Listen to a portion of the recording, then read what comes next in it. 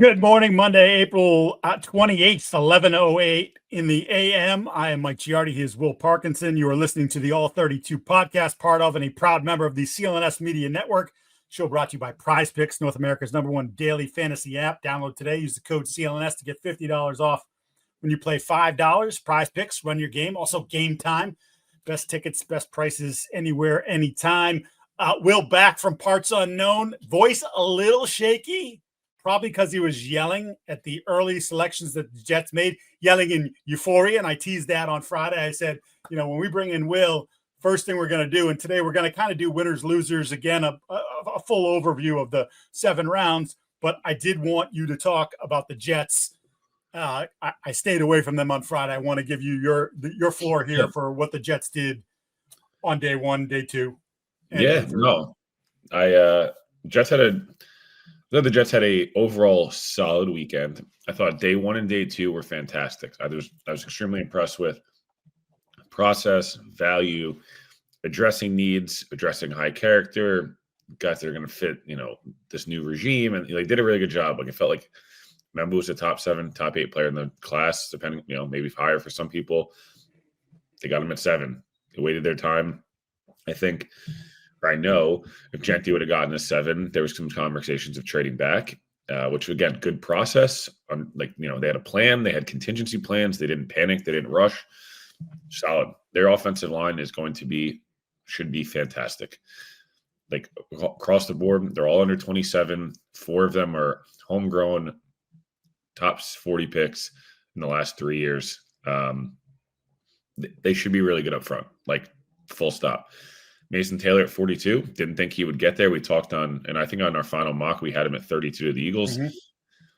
I didn't think he'd get there. I thought Tennessee would take him at 33, I believe, or 34. Didn't do that. They went opposite direction. I think people within the Jets thought he'd be gone. Sat, bided their time, waited. The board played out perfectly.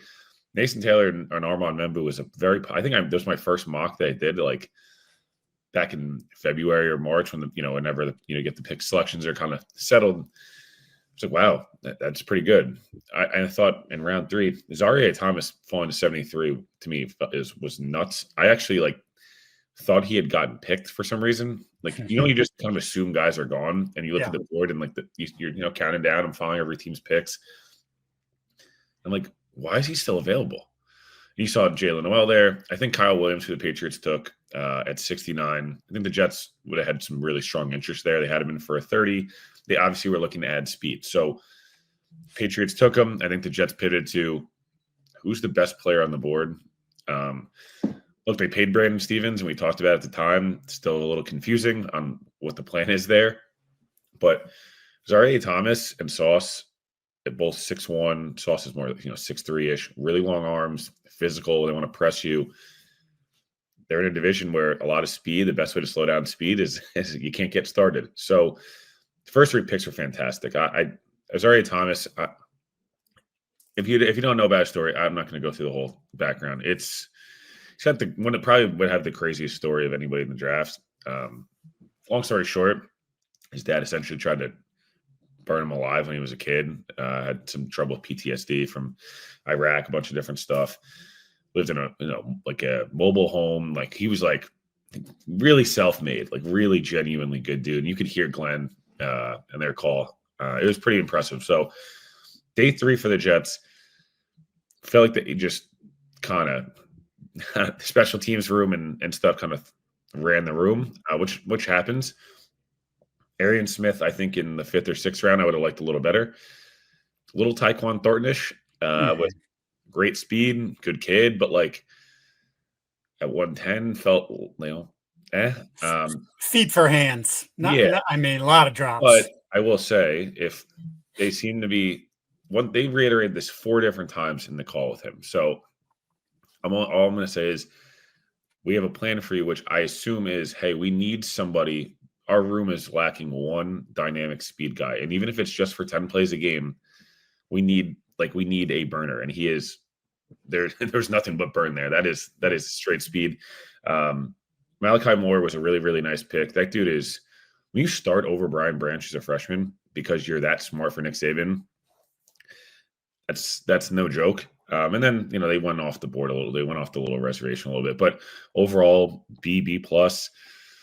And they got 4 guys that are going to contribute heavily in year 1, maybe 5. And I don't know how much Arian Smith is going to play, but I assume if they're going to take him that high.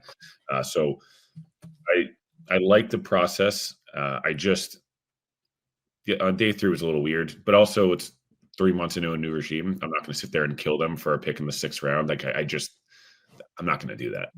Yeah. I mean, I say it all the time and you get pushed back because, oh, Tom Brady was pick 199. Yeah, I get it. It happens every year. Not to that extent, but every year. Brock Purdy was Mr. Irrelevant. Like, you have good players drafted. I mean, that's duh. But like, those are the odds of that happening are significantly lower. What you're trying to do is you're trying to get starters and stars in rounds 1 through 3. 4, you start to get on that, and then 5, 6, and 7 is like, we like these traits. This guy could fill a specific role for us. Or you know what? Like, let's take a flyer.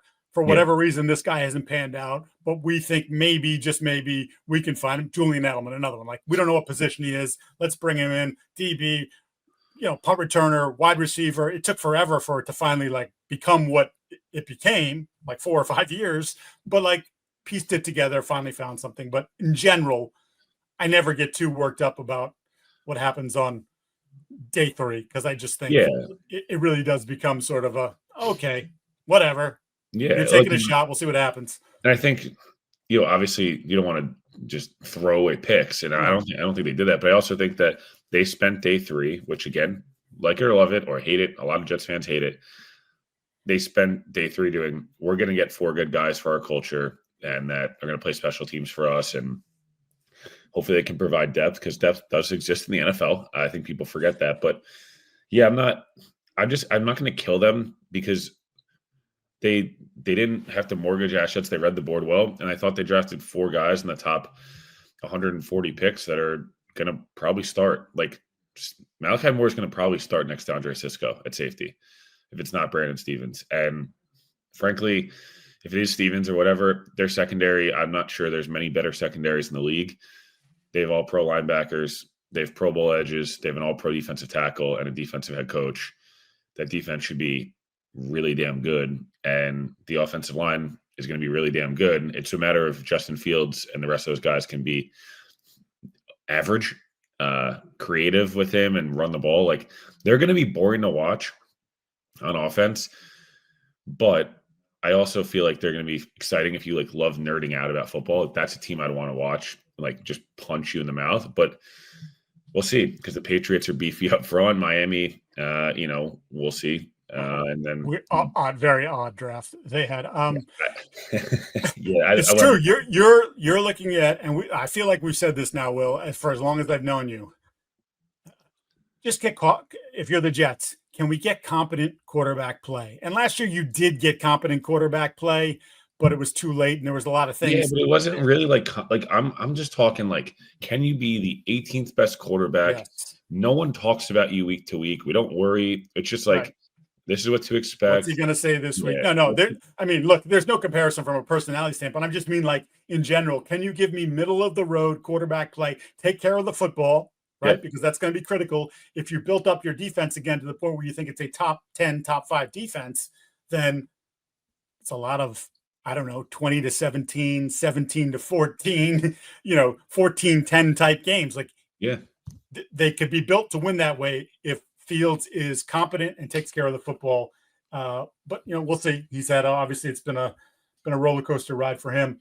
All right. So I figured I'll get us started with winners, and I'll get to the Patriots in a little bit, but I wanted to start not necessarily a team, although it's part of it, but Caleb Williams, 2 years ago, the number 1 pick in the draft. I thought what they did last year, I was like, they gave him pieces and DJ Moore. They signed Keenan Allen, added DeAndre Swift. I'm like, they did a nice job surrounding him with weapons, and it felt, and drafted Rome Odunze. And then obviously the Eberflus, that thing went sideways. They go through the interim coach. It's a disaster. But I think if you're Caleb Williams and you look at the last couple months, dude, now it's on you a little bit. Now it's starting to set up like they're putting it on you. Before there was a lot of stuff going on around you that maybe you couldn't control. They invested in the offensive line and free agency and through trades. So they built up the interior of the offensive line with Jackson, Tooney, and Drew Dahlman. And then you added, of course, Ben Johnson as the head coach. And it's like, this is an offensive-minded coach. You saw the wonders that he worked with Jared Goff, who I don't think anyone would have said, like, oh, Jared Goff, awesome quarterback. Now Jared Goff's a top 10 quarterback, and he's had them close. They've been knocking around in the NFC for the last couple of years. But so they go out and draft Colston Loveland in the first round. I get it. I see the vision there. Round 2, Luther Burden, and we've talked about Luther Burden a bunch, could either be the best wide receiver in this class, or you could be really disappointed and say, what the hell did we do? But it's a value pick at 39, right? We thought possible top 10 pick coming into the year because of lack of production, some body language, some off-field stuff falls into 39. If you get him on the straight and narrow, you've got yourself a good player. 3 picks on offense in the top 75. So for me, it's like, hey, Caleb, like we're doing everything we possibly can to build you up after a rough rookie year. And now it's up to you with your relationship with Johnson to take that next step. But if I'm Caleb Williams right now, April the 28th, I feel pretty good about what they've done around me and what they're giving me here. And now, now you have the talent. We know that. You and I have talked about it quite a bit. Like he's extraordinarily talented. Can he be the leader that they need him to be? And can he make those strides that we struggled to see last year? Yeah. I mean, I was definitely a little surprised they didn't add a running back till round 7, comment on guy. But like, I thought the Bears draft was good, right? I like the Ozzie pick, bit crazy train Ozzie. He's a beast and, big dude. And we actually talked about tackle with the Bears and said, hey, do they just keep Shamar Turner like that pick? You got to give him, playing under a little control. Many, like most of all the Texas A&M guys, just like little, maybe a little tranquilized before games actually, which is not something you usually say about guys. You usually want them more motivated and stuff. Those guys like are just all bulls in a china shop. I like the Loveland pick. My only question with the Bears is how do they fit these pieces together? It's Ben Johnson, right? That's the name between him and Caleb. It's like, how do we fit this out? Like what kind of offense do we want to run with Caleb? Because it kind of feels like the best way to get what you want out of Caleb is like he played under control last year at a lot of different points, I felt like, and didn't turn the football over for a long stretch of the season. But there was like the lack of big plays. And I just wonder if it's like, does Ben Johnson get enamored with, hey, we're going to have hyper-athletic Jared Goff, right? I'm not saying Caleb's Jared Goff. My point being like, this is how I operate in offense with a lot of play action, heavy run game, and like these big splash plays. Or does he try to recreate a lot of what, USC did, with Caleb, which is there's going to be a lot of million different moving pieces, and Lincoln Riley's going to have all these different things going at you. But at the end of the day, it's going to be Caleb kind of running around and just throwing 99-mile-an-hour fastballs. Off balance and all this different stuff. So like, I think they had a really nice draft. I'm just going to be curious, like, how do you use Loveland and like DJ Moore and Burden? DJ Moore, Burden feels like an interesting fit. I'm not sure. I love like what the 3 of them is going to be talented for sure, right, Mike? Like we are not exactly talking about. They could go 11 personnel and go 4 wide and just be really good. But yeah, no, I like what the Bears did. I just will be interested. Like, I'd just be interested to see how it kind of all shapes out. Because again, they had 4 picks in the top 60. So like they better hit. They've had a million picks from the Bryce Young trade. That division's a lot more wide open than I think many people realize right now. Green Bay, I'm not sure. I think they're really good, but I also think we jumped the gun a bit from they were a year early. Then last year felt like a little bit of a step back. Minnesota's probably going to be a step back team, just a little bit in terms of record. I think they'll be good, but I don't know if they're going to win 14, 15 games. And Detroit lost their entire staff and a ton of guys on their roster. So it's a little more, my point being like, they get a shot. Caleb's got a hit, right? Like year 2, him and Drake May both, I think, have a lot of pressure going into year 2 of Jaden Daniels was so damn good. And these guys got so much help. It feels like the last 3 months that it's got to happen a little bit, more consistently than it did in year 1. No arguments for me. What do you got for a winner here? And I muted myself. What an amateur. What an absolute amateur. What I just talked about this team and said they, of course, I think they might be a little bit of a half step back. I thought Detroit, I mean, again, this isn't a team that was sitting there with, a top 5 pick and anything like that. This is a really good team from last year, right? And what do we know about the Lions up front in both the trenches? They are damn good. We talked about Tyleik Williams a lot. Me and you both thought, hey, like, he's such a Raven. I think me and you said it like 9 different times. We're like, guy's gonna be a Raven or Chief, and the Lions take him there. And man, that defensive line, if Aiden Hutchinson's, if he's right, and we hope he's going to be right, obviously, should be really good. It's going to be really hard to run the football on them on the interior. Obviously, again, you could always use more pass rush help, but they can add that whenever they want. I thought Tate Ratledge, in round 2, again, good value. Way more athletic than you realize. I think people just assume it's like, hey, the fun guy with the mullet and the mustache. Like, no, dude, like, he's a sick athlete. Again, trenches, if you notice a theme here, like this, they are sticking to what they are good at. I know it's a weird comparison, but like, I feel like forever during that Patriots run, it was always like they'd obviously take different guys, right? And they took their fair share of DBs and all these different things. Every draft, you'd be like, oh, well, there's 4 trench players there and on either side of the ball, and you're never going to not run the football on us, and we're gonna be able to run the football on you. And so Tesla's the really interesting one. I think I felt like he was probably a touch early there, but again, I see the vision. They obviously have lost some, different receivers over the time. And then I thought Miles Frazier in the 5th round was spectacular value. So I like the Lions draft. It's not my favorite draft, but it's just one I wanted to shout out because I feel like, I guess I can transition this to you. The Eagles, Chiefs, and Lions were 3 of the best teams in the league, right? And all of them, not with premium picks, felt like I just left there going, well, okay, these teams are really good at this for a reason. Yeah, well, it's a great transition because another one of my winners was the Kansas City Chiefs. And look, their first round pick coming at the tail end of the first round was Josh Simmons, who we've discussed here a million times. He would have been a top 10, top 5 pick in the draft had he stayed healthy and continued to play the way he was at left tackle. Yes, there are some concerns about work ethic and was he a difficult kid, but like, this isn't someone that has massive red flags for what he's done off the field or anything like that. It's just a matter of the motivation of the player. He also has flexibility. He's played right tackle before he came to Ohio State. So if that's, if they want to go Jalen Moore at the left side and they're sick of watching Juwan Taylor commit 3 penalties a game at right tackle. Like every Sunday night football game with the slow down Doc Simon tweet of him going offsides. Like, I'm good, man. I can't watch this again. But it's like it gives them, and it also because of what they have between what they invested in free agency and Taylor and Kingsley Suamataia, who we probably expect to kick inside this year, but at least he has some flexibility to go back out to tackle if you need him. They don't have to rush Simmons, so he's coming back from the patellar tendon, and my guess would be he'll start the year on PUP. Which again, you're taking a longer view with this pick and player. Andy Reid has done a very good job over the course of his entire career. Go back wherever he's been. They do a good job of developing offensive linemen. So that's a pick that, could pay off. But then you start to look at what they did in rounds 2 and 3, defensive line. And let's be a little bit more aggressive in getting towards the quarterback. And Chris Jones is another year older. And Karlaftis is a nice player. He's not a great player. He's a nice player, right? He's solid.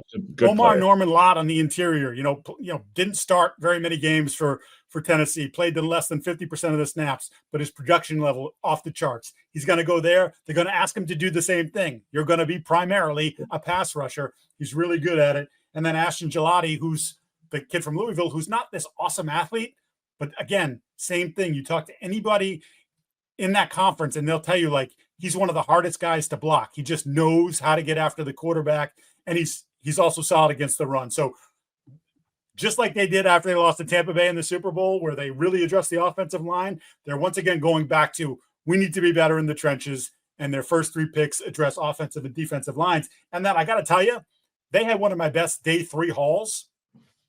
Jeffrey Bassa, the linebacker from Oregon, speedy kid, like really athletic. You look at Nick Bolton, I can see Bassa playing alongside of him. I can see Bassa eventually unseating him in the middle of that defense. But then it's the 2 offensive players. It's Jalen Royals, the wide receiver from Utah State, who everybody loved coming into the year. And like he had dealing with a foot. He had a solid year, good on the Senior Bowl circuit. Like him in the 4th round, nice value. And then in round 7, Brashard Smith, the former Miami wide receiver who converted to running back at SMU last year and was terrific for them all over the field. So obviously really good at being a former receiver, coming out of the backfield, catching passes. He has an actual route running tree that he's capable of as a regular receiver. Like that's one of those picks where I'm like, oh, the Chiefs, they did it again, right? Like he's just like finding him in round 7. Andy will have a plan for him. Like he's not a between the tackles 25 times a game guy, but as a complementary piece to their backfield, he gives it a little bit more juice than it had last year. Like I just was like, yeah, they got to feel really good about it if you're in Kansas City and what they did over the course of all 3 days. And by the way, I forgot Noel Williams, the 3rd round corner from Cal, he's a bigger corner. Maybe not the fastest guy, but again, gets his hands on you, and maybe that frees up more flexibility with McDuffie moving back into the slot at times where he was outstanding both ways. But that's an interesting and productive draft, I would say. Yeah, no, I think the Chiefs have made their money. Obviously, the Mahomes pick, we've talked about it 9,000 times. But they've really made their money on day 3, in my opinion. I actually don't love all of their first round picks over the course of time, or even their second rounders. But usually day 3, they clean up. It's just an interesting thing. Like their top end scouting, sometimes it's like they take these big swings on guys. I don't know if I would, but they do.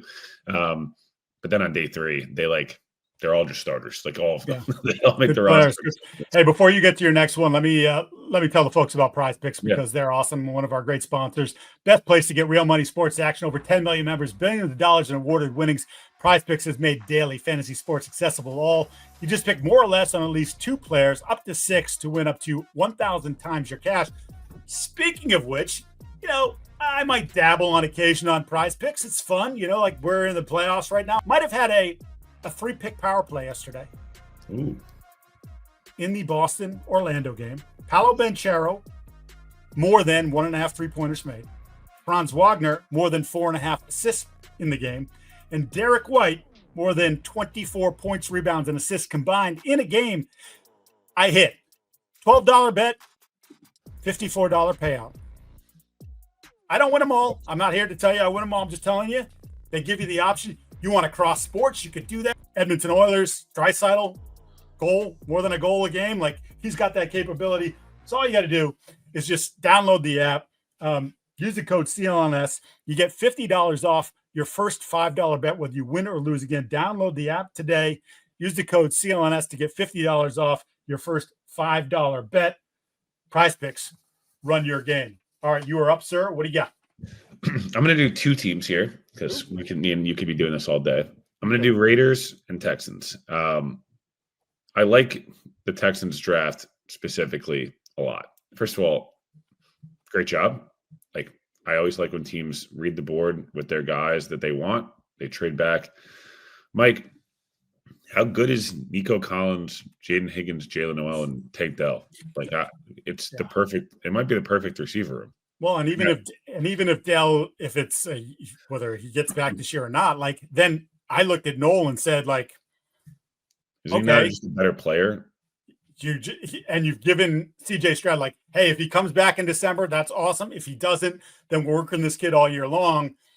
It's just a great complement of skill sets that I think they bring to the table. So yeah, I love that. It's a great point. I love the way they maneuvered the board. And look, it doesn't always work. Belichick loves to go back, right? Always going back. And like, you'd be like, man, you missed like 5 guys that were good players, and they turn out to be good players because you wanted this, this 4th safety that's really good as the 3rd guy in the kick return. Like, okay, but like he did it with a purpose to find players, and I think he made. Look, not all of them are going to work, but I just liked how aggressive he was moving around the board to get his guys. Mike, a fun fact. Not a single pick they made was not from a trade. So every single one of them was a pick from a trade. Ursery, middle round 2. There's obviously some questions there. We'll see, but a lot of people are really high on Ursery, and like the fact he's in the 2nd round, they needed tackle help. They went and got a tackle and plug and play guy, and like he's a good player. Like even if you're not super high on him, I think he's a good player. He's a natural tackle. Again, good value there.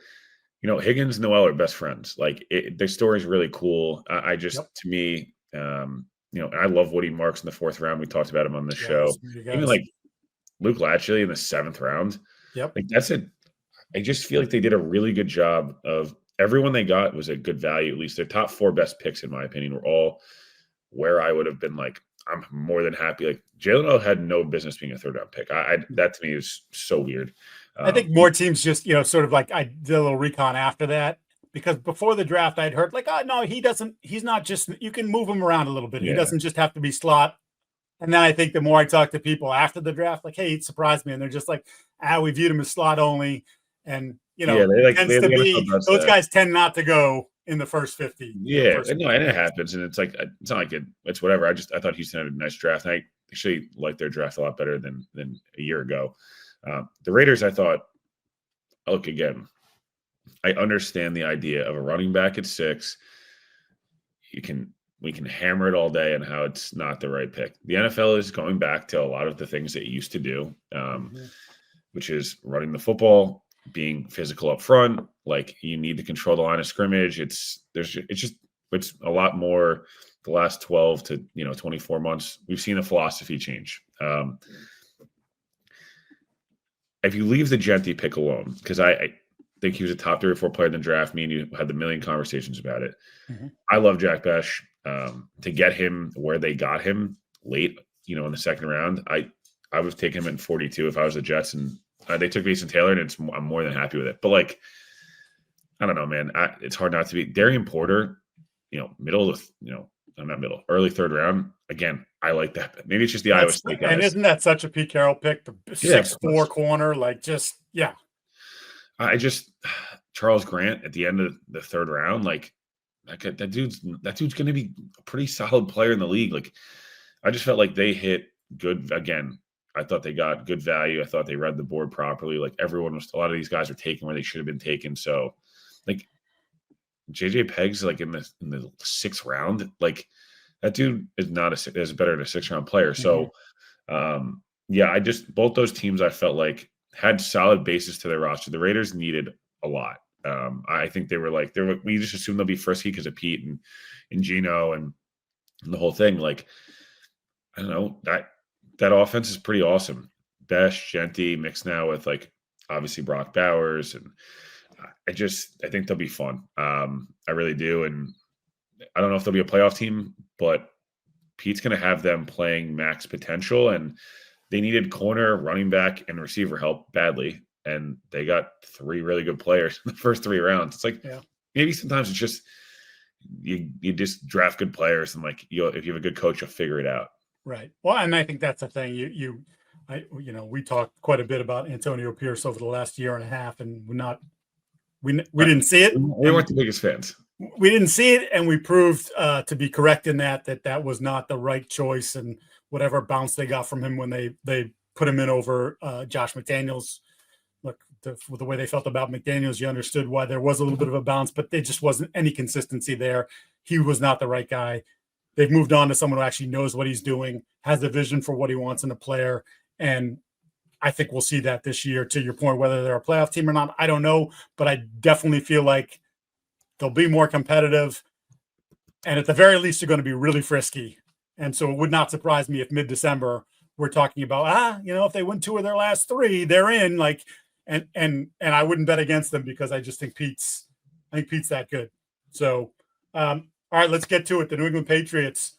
I've got to say, after about 10 years of watching their drafts and literally not knowing what to think with the way that Belichick maneuvered the board and drafting players high that had limited roles, it didn't make a lot of sense. Most recently, Marte Mapu, like, what is he? He's just a good football player. Okay, great. But we're 3 years into the Marte Mapu experience, and nobody knows whether he's a safety or a linebacker. So did it really work? No, the answer to this point is it didn't really work. And so for the first time with this marriage of Mike Vrabel and his guy Ryan Cowden and Elliott Wolf and Alonzo Highsmith and Matt Groh and that whole collective, that you said, how's this really going to work? Well, I'll tell you how it worked. It worked in that Mike Vrabel got the players that he wanted through the vision of which he wanted. And to me, this draft made a ton of sense. right on down to even drafting a kicker, which I do that on your own time. We're not talking about kickers, but they needed a kicker. They added the best kicker in college football last year. The long snapper thing is a little odd to me, but whatever. Point being, it all made sense. And we debated the Will Campbell, and I'm still not moving off my spot. I still think he's likely to end up being a guard and not a tackle. But in round 2, to get Trevion Henderson at 38, it's a clear example of best player available. There was some debate. My colleague Greg Bedard had said it was Savanea, the kid who went to Miami, that was the debate between him and Henderson. Regardless, Henderson's there. They looked at it and said, our offense needs juice. This kid gives us juice. I mocked him to the Patriots. We talked about him as a great fit for the Josh McDaniels offense, right? Someone who can immediately step in and play on third down.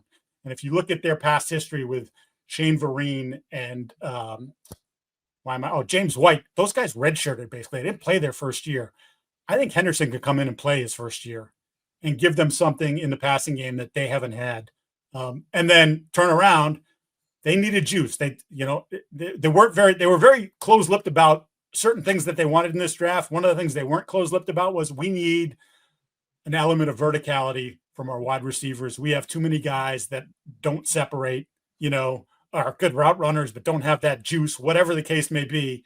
Kyle Williams from Washington State, as I got a text from someone right after that draft pick happened, was he, has, so much speed. Just go. And that ability. Plus, he still needs to polish up his route running, but there's some good examples of his route running capabilities as well.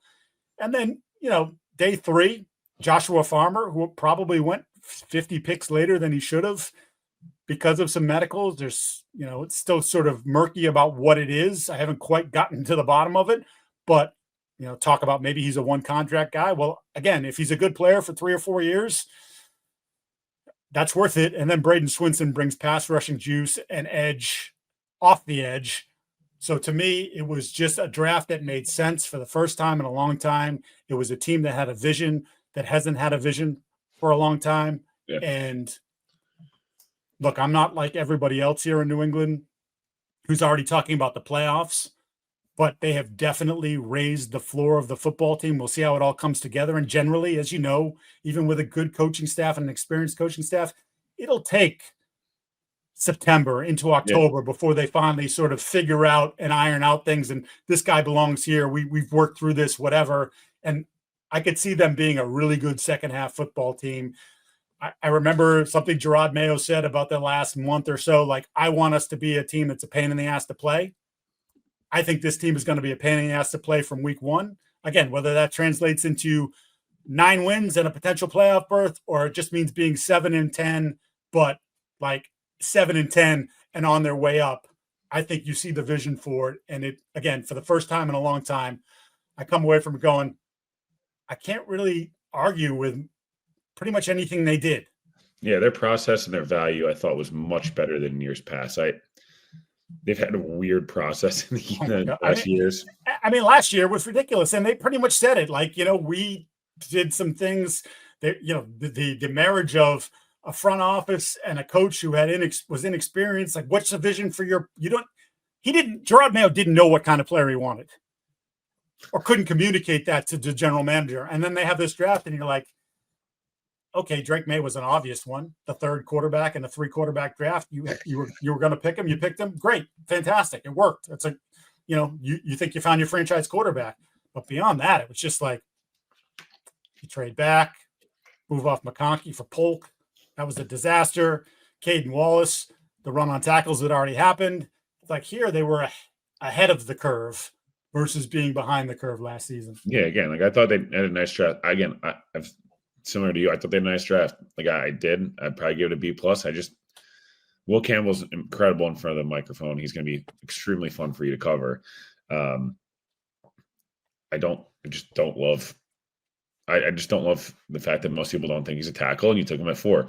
But he's a good player, and the rest of their class is pretty good. Again, I don't love taking a kicker and a long snapper because I think you can sign those guys.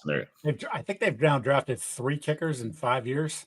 Yeah, That's why you don't do it, because they just a lot of these guys are like relievers. It's like a lot of people don't like paying closers because every year you give Edwin Diaz money, and suddenly he gives up moonshots. You know what I mean? Like, this is just what happens. I like their draft.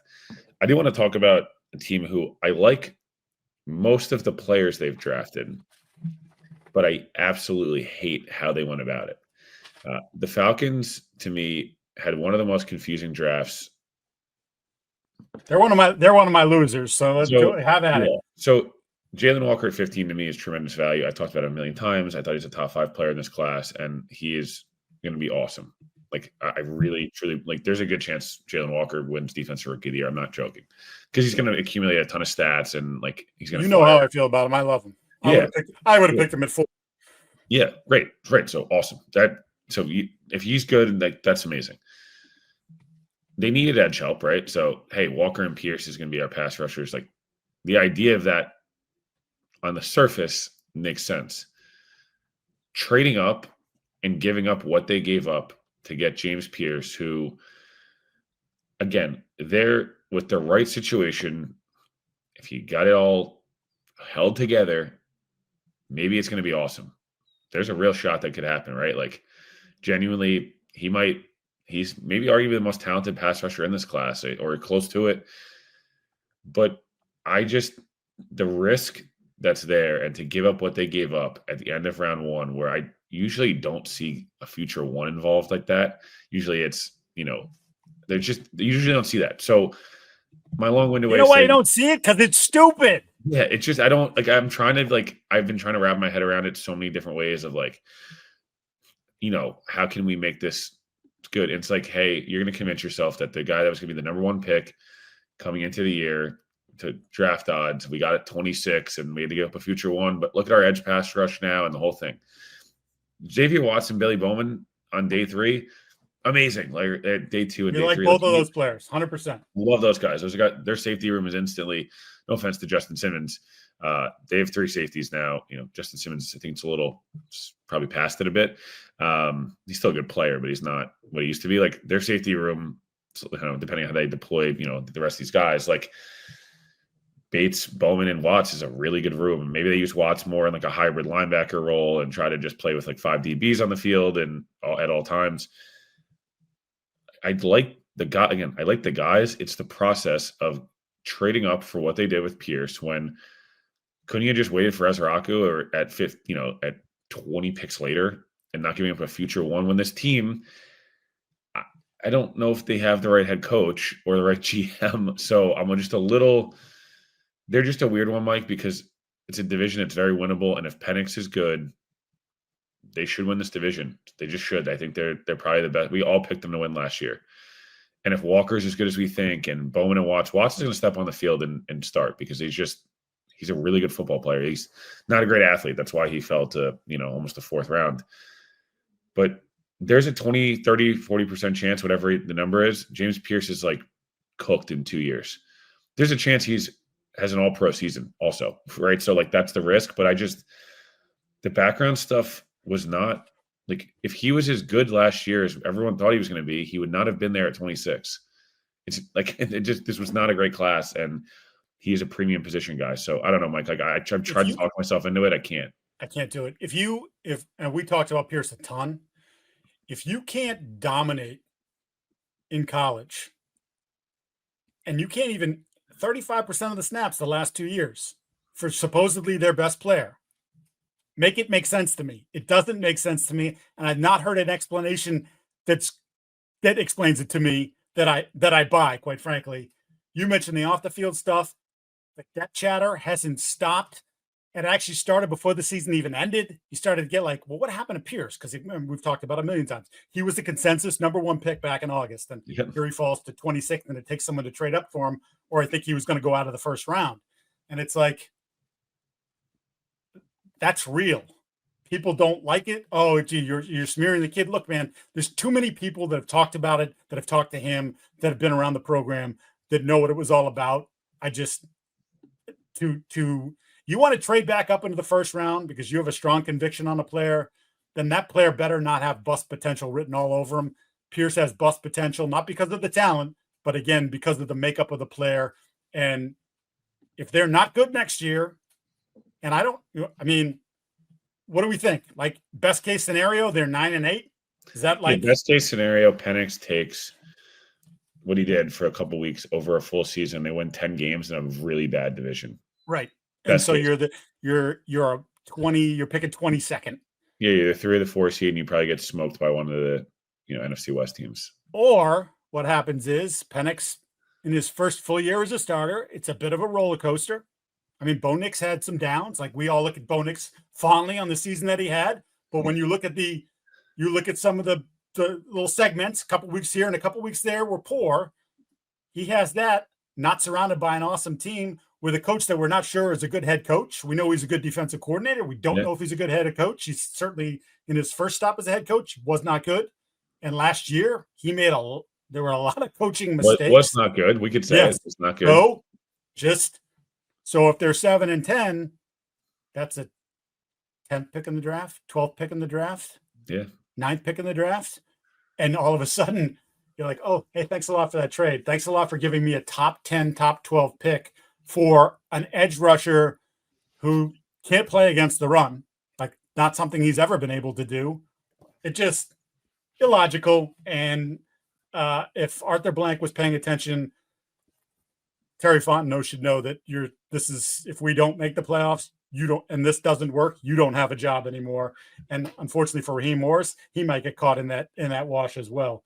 Yeah, like that's why Mike, this is the one thing I'll say is like the Rams, I just, again, I just wanted to just because they obviously go hand in hand, right? Like I don't think the Rams got a couple good players, and knowing the Rams, they read the board really well, and I think Ferguson feels a big need for them.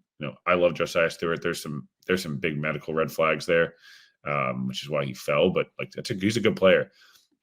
Mike, this is a team that, just for context, you just talked about it. What if Atlanta's not great? Rams now have 2 1s. They're own 2 and 3. They have multiple round 5, multiple round 6, multiple round 7 picks. Like, I don't know. And they still got a guy. What were they going to take Mason Taylor at 26? And they didn't take him. So they took a guy who's maybe like the 2% peg below him. And they got an extra 1 and 3. Like, again, Atlanta's Penix better be really good. And James Pierce better be the James Pierce of 2 years ago, because if not, you're just going to ask Jalen Walker and 2 day 3 safeties that I love, you love, to literally carry you. And I just think that's like, I'm so excited because if you literally just eliminate one line of their draft, you're like, dude, Jalen Walker, Billy Bowman, and Xavier Watts, great, A+. Yep. Three players we talked about a lot over the last 2.5 months. 3 players that you and I were both very fond of, but again, it just makes you wonder about. We both hate it, and they gave an extra 1 for him. Yeah, just gross, absolutely gross. We don't have to buy Atlanta Falcons tickets just yet, but if you want to buy NBA playoff tickets, NHL playoff tickets, Major League Baseball in full swing right now, just use Gametime. It's the best app out there. Filters of fluff to show you incredible deals on great seats, so you don't have to waste time searching through thousands and thousands of tickets. The app is so easy to navigate.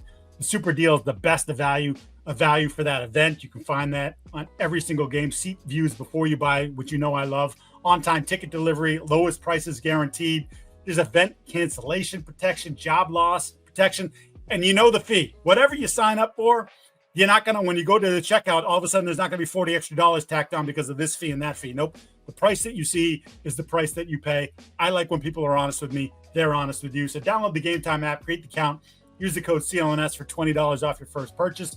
Terms apply. Again, create an account, redeem the code CLNS for $20 off. Download Gametime today. Last minute tickets, lowest prices guaranteed.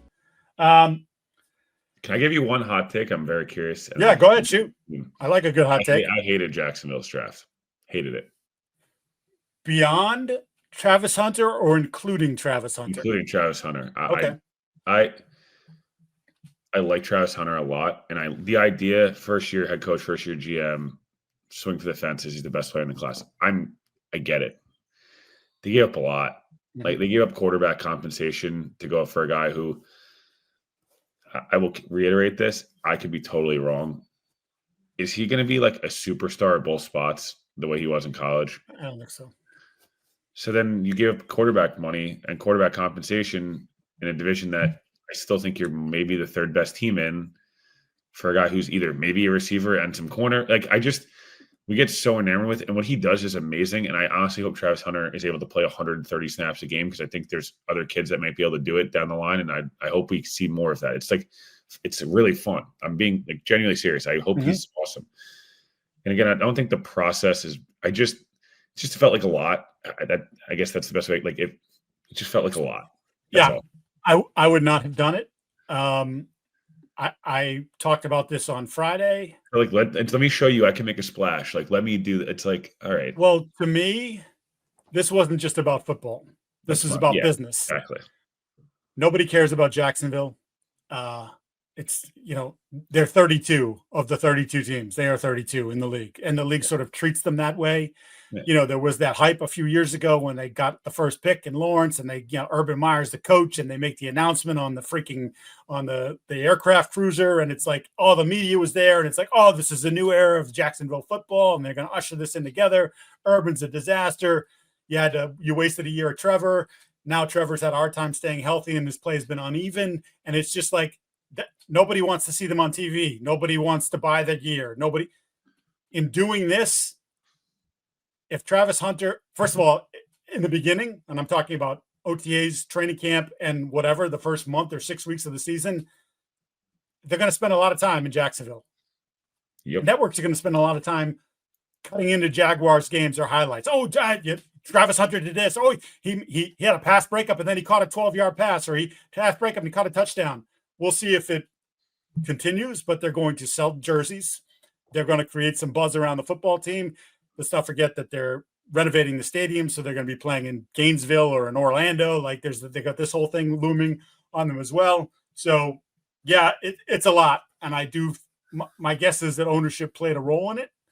And now we'll see. We'll see. I mean, I don't mind. I think we talked about it in the last mock. Money, I know they did a million quarterbacks, but today and this last couple of days, they're the prime. They control the draft next year. Yep. Like they're going to probably suck, and they have a gazillion picks, including multiple ones. Like, and Deshaun will finally be jettisoned probably by that point. So that's just flip of the coin of teams where like the trade ups. I just didn't feel like. Again, I just feel like if the Patriots went and did it, it would make more sense to me. I just feel like the Jags, I don't know. I would have liked the Jags to stay put and just drafted Genty or even Ted if you wanted to do that, and just been like, let's make sure we like our team first before we start mortgaging the future with a coach we have no idea if it's actually good, or GM if we have any idea if it's actually good. We like the social clips and they're corny and funny, but like, I feel like it was a very Dolphins thing they did yesterday. Like we're controlling social media. Everyone loves our new head coach, loves the new young guy. We're gonna get like this. Like, is it building the roster the right way, or are you just going for fun in 85-degree heat when it's perfect conditions in October? Like, or are we actually trying to be good? I don't know. Yeah, Jerry's still out on that. For those of you like listening to the show, we ask that you subscribe to the podcast, like and leave a review. And for those watching the show on CLNS, go ahead, hit the like button, subscribe to the Patriots Press Pass YouTube channel, where you can find our show and a lot of other great Patriots and league-wide content. Also, please make sure to turn on your notifications so you know the instant a new video drops. All right, you had a hot take. Now, give me a loser. Man, I'm going to give you – I got a couple sitting here. Yeah, I was going to say, I'll list a couple here. Wait, who do I want to start with here? I'm going to say the loser – all of us were a loser on this weekend because of Shedeur stuff. Again, I'm not saying that the prank call thing wasn't super unprofessional and annoying and it's wrong to do that to anybody, because it happened to a lot of other guys as well that no one's talking about, including Tyler Warren, who was also a top 15 pick. That whole thing sucked. And I feel for Shedeur in some ways that, like, hey, it's a pretty humbling moment, potentially. I'm not sure how he handled it, but, again, I just feel like the conversation and discourse, we as the media need to have a little bit more of we got to figure it out. Basically, like, this hours and hours and hours of talking about the same guy. Derek Harmon gets drafted, and there's people in the media, I'm not going to name who it is, that is a very big personality at ESPN that's trashing him. His mom died an hour later, and he's like, she literally like waited for her son to be drafted and passed away. And there's hours of video clips yelling about Shedeur Sanders not going 21. Do you know how bad of value that would have been for the Steelers? Like looking back at it, that means they would have overdrafted him by 120 spots. Yeah, that's so great. And the last thing I'll say on this, because I don't want to go long, there's a lot more interesting stuff here. The draft works the same way with quarterbacks every single draft. Okay. You have your starter guys get drafted in round 1 or potentially the top of round 2.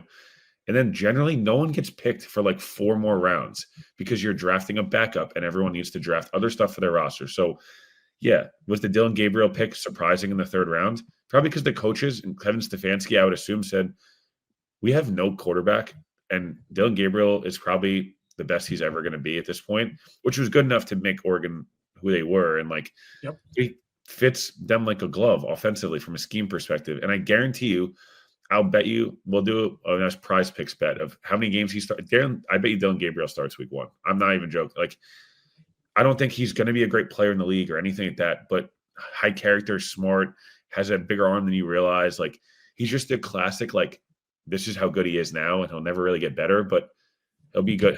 He'll look great in camp against some of the street free agents and the, lesser guys because he just looked great against them in college. So the whole point is like the Shedeur stuff, why we ever talked about him as a top 2 or 3 pick feels like insane as well. I don't know. The whole thing was embarrassing. And I felt like the NFL community lost this weekend. Like, these guys are getting drafted. These teams are doing unbelievable things. And all we're talking about is the same dude over and over and over and over again. And it's like, I'm good, man. Like, I'm good. In terms of a loser, I could go a lot of different directions here. I don't love Carolina's draft. I think Nick Gordon is the key to their draft being good. I think they drafted 2 edge guys who I don't love. 10-8's risky, man. It just is. Like, you're going to have to really, like, you have to have him locked in. I think Todd McShay used the term having you have to have your foot on his throat. I don't know if I'm going to go that far, but right. point being a little aggressive. Even like Trevor Etienne in like the 6th round, I would have liked better in the 4th round because I feel like he's never really been. I don't know. I don't love Carolina's draft. That's fine. You're just betting on a lot of guys to be guys they were maybe 2 years ago, and that to me is really scary. I'll give you I'll put these 2 guys in the same category, and you just mentioned one of them previously, Shedeur Sanders and Quinn Ewers. Quinn Ewers had an $8 million offer reportedly to stay in college and transfer in the NIL. And you understand why Quinn Ewers wanted to leave, the Arch Manning buzz, and Texas was going to move on to Arch Manning, and so they helped sort of push Quinn out the door.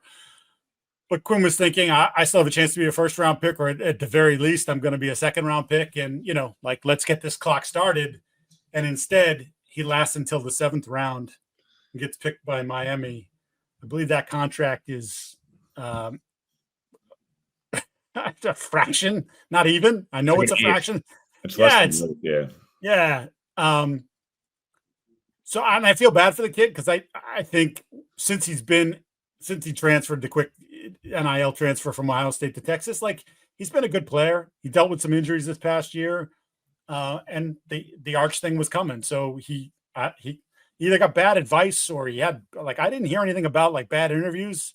Like, we heard a ton about Shedeur in the bad interviews, and I think that no question that contributed to Shedeur, instead of going in the 2nd round, going significantly later than that. But Shedeur in the same boat in terms of, look, not that the Sanders are going to have any problems with money.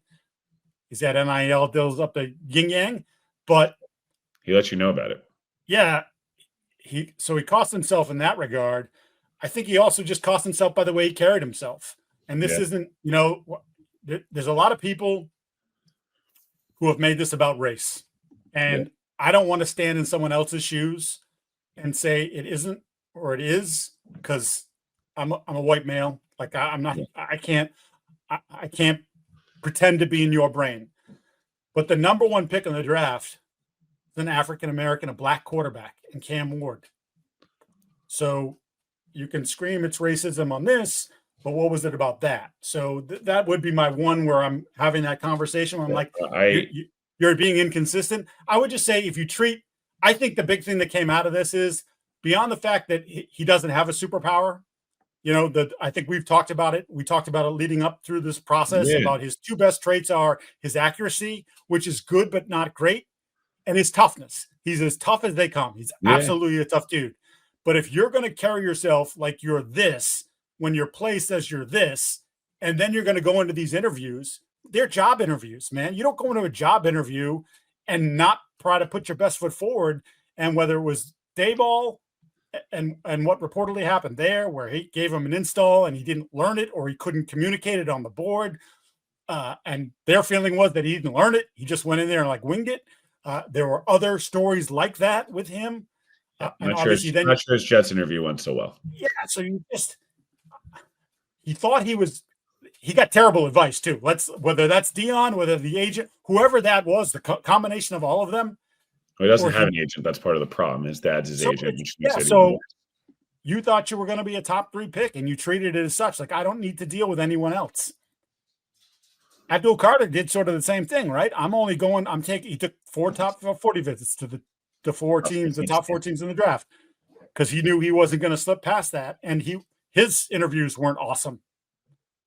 But the level of talent that he brings to the table is significantly greater than the level of talent that Shedeur Sanders brought to the table. So, look, I hope this is a light turns on for him moment, and he goes to Cleveland, battles his ass off, earns himself a job, whether it's as a backup or the starter, and has a productive career. I haven't heard he's a horrible kid, but he's made a lot of bad business decisions here in the last 6 months, and it proved incredibly costly. Yeah. Last 2 things I'll say here, because we're going to try to wrap here, but I don't love the Saints draft at all. I don't know. Just, you're really betting on, I like Tyler Shook. I think we both do. I just feel like you're betting on, this draft was a lot of betting on I don't know. I just don't love it. I think they're kind of a team that's in full transition mode. And it's like, we're just going to keep trusting ourselves to be 8-9, 9-8 every year, which they should have leaned into we're just not going to be good this year. Yeah. Like that. And then last 2 ones here, I'll quickly give. Baltimore's draft, Malachi Starks, I thought was great. Value 27. Clearly the Mike Green stuff's a lot. There's a lot there that maybe we don't know, because for him to fall like that is insane. Top 15 talent. I will say with the Ravens, not to be this guy, but you're accumulating a lot of guys now with a lot of issues off the field. And and it's a lot of the same issue. And I'm just a little, what are we doing here? I know you're a great organization, and that's awesome, but just on that quickly, very Weasley move by them. They did not make him available to reporters. Every draft pick for all 32 teams on the day or the day after they're drafted is made available. Mike Green was not made available. Yep. And if you talk to some other teams, one of the reasons Mike Green fell, and we talked about the off-field stuff, the 2 allegations of sexual assault, neither of which he was convicted of. One was as a minor, and that record is sealed. Is that I know 2 teams at least that had him and talked to him that didn't like his explanation for what happened. Yeah. So there is a feeling there's something. It's just, you had the Justin Tucker thing, which is pretty clearly you covered up, and we're not getting into that right now. But to then a month later draft a guy that has that, just felt like whatever. The last thing I'll just say quickly is whatever. Minnesota don't hate their draft, their players at all. I like Tay Felton, Ingram Dawkins is a nice player. Donovan Jackson can start for you day 1. Looking at what the Falcons gave up to come up for James Pierce, and knowing he only had 4 picks, I wish they would have been the team that traded back. That's all I'll say. Don't hate it. The process felt like this was a great time to just in case JJ sucks, or just in case we need something elsewhere. Just felt like they could have really like done well for themselves and still gotten, I think they could have gotten a guard on day two and like gotten a extra first rounder. And maybe the trade wasn't there for them. I just felt like they could have had potentially, I guess, a shot to accumulate a lot of talent. And they kind of they're just fine. It's not, it's whatever. I'll get us out on this one. The wide receiver room for the Green Bay Packers takes an L. And you say, well, Mike, that's a good, young, talented room. They drafted Matthew Golden in the first round and Savion Williams, who is a big I don't even know what he is. Yeah. I'm not sure he's a good football player yet. He's got incredible athleticism in the third round.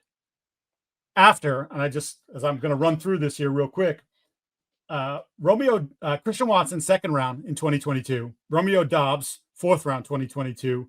Jaden Reed, second round, 2023. Dontavian Wicks, fifth round, 2023. Every one of those guys, with the exception, I think, of Wicks, has bitched about their usage. Yeah. And now they just went out and added two more drafted receivers who are making the team for obviously first round, but third round, Savion Williams would have to be a complete disaster to get cut. That room is going to be bitching. They're probably already started bitching. I know Christian Watson's dad was on a live stream and said the Packers are stupid and don't want to win, which shut up, Mr. Watson. But like your son's not going to play probably until December, if at all, this year. So I understood the Golden thing. But when you throw Williams on top of it, now it's just like that thing is going to combust. Yeah. And someone's got to be getting traded, right? I mean, I can't, whether it's like, what do you like, whether it's the summertime or at the deadline, one of those guys is going to throw such a fit that they're going to have to get moved. It's just like I don't know. Yeah. I don't know. The Packers are confusing. It's like they wait forever to take a receiver in the first round. And then it's like, hey, this receiver class that's like really strong on day two, like, I'm not even saying the Golden pick's bad. It just felt like, hey, we got to play into the crowd here because they all want a receiver. And it's like, yeah, man, you got a really cool crowd pop. Also, like, it's clearly go Pack go, dude. Like, go Packers go just sounded horrible. But no, whatever. It's like they're a bit confusing. They draft the same three positions all the time and just like ignore others. And it's like at some point you can't just only draft edge rushers and receivers, man. Like you gotta. Yeah, facts. So, all right, that's going to put a wrap on this edition of the All 32 Pod. Remember to rate, review, like, subscribe, tell your friends, do all those wonderful things. We will be back at the end of the week with probably a few more little nuggets about the draft. And I'm sure there'll be some fallout here in the next day or two about who got picked where and potential moves that might have been made or were in discussion. You know, it's a serious move. So I always like that as you get a couple of days removed from the draft, you start to get those stories come out. So we'll bring you some of those. Have a great week. And again, we will talk to you soon.